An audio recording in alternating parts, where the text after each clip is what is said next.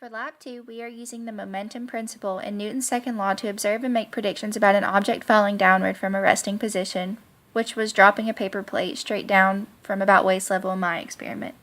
To better make predictions about the forces acting on the system, I first analyzed this movement in Tracker and then created two computer models to compare observed motion to.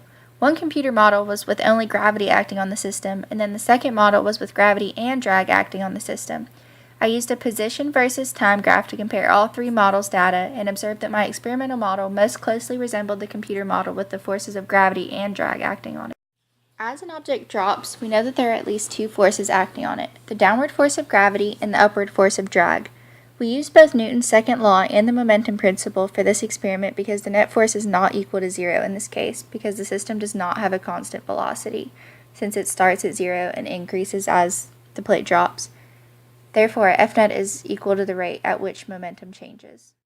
My tracker analysis was used to analyze my experimental observed motion. I set my axis so that the plate was at the origin and drops in the negative y direction. The plate does not move across the x-axis and stays close to x equals 0 position throughout the drop. To calibrate my video, I set the calibration stick equal to my height and then ran the tracker program. My y position versus time graph and table can be seen here. It is a downward slope because the plate starts at the origin and drops down in the negative y direction and increases in speed. This will later be used to compare this movement to the computer model. Here is a slide of the initial conditions I changed to my computer model to be equal to the observed system and the implication of Newton's second law in code. First, I created the model of the object dropping with only gravity acting as the only force on the system. Here we used F net equal to W, where W is equal to negative mass of the ball times g, which is the gravity constant 9.8, times j hat. This predicts the force of gravity. Here is the computer model with only gravity acting on the system. I also used a code to create arrows to visualize the forces acting on the plate. As you can see here, there is only one arrow pointing downward, which represents the force of gravity that does not change in magnitude. For the computer model using gravity and drag forces on the system, I used the same equations to predict the new velocity and position. However, for F net, I set equal to W plus Fd, where W was still equal to the force of the gravity equation, but Fd was set equal to negative b times the ball's velocity, which predicts the force of drag on the system.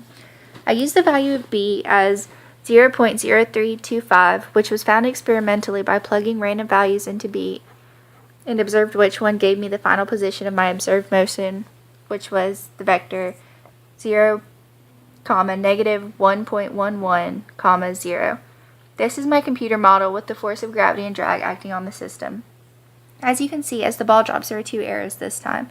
One facing upward, which represents the drag force, and it increases in magnitude as the ball drops because the velocity is increasing, and drag moves in the opposite direction of motion at the same magnitude.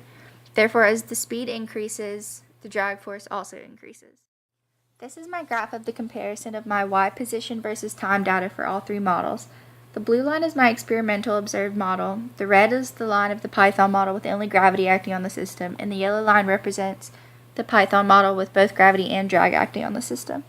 There is a very large discrepancy between the Python model with only gravity and the experimental model because there are other forces acting on the plate as it drops in my real-world model. However, the Python model with gravity and drag acting on the system have a very similar trend with the experimental model, but there is still a small discrepancy because there were possibly some other outside forces besides gravity and drag acting on the plate, or the calculated F net value is not equal to the actual force acting on the real plate. To conclude my video lab report, I will answer the following questions presented. What does it mean? Terminal velocity is a point where the velocity stops changing and becomes constant again. At this point, the net forces acting on the system are equal to 0. To observe this graphically, you would look for a point in the graph where the slope becomes linear and constant again. This is not observed in the plot of the gravity-only force because there is not an equal and opposite force to cancel it out, giving a net force of 0.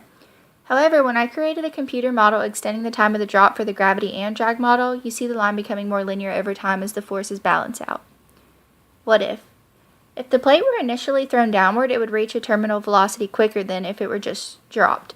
To observe this, I compared my original computer model with gravity and drag acting on the system with the initial velocity of 0 to a new model I created where I set the initial velocity equal to a number greater than 0 headed in the negative direction. When comparing the slopes of these two models, you see that the model with a non-zero velocity representing an object being thrown downward creates a linear plot quicker than the one being dropped from rest. Therefore, they would have a different terminal velocity.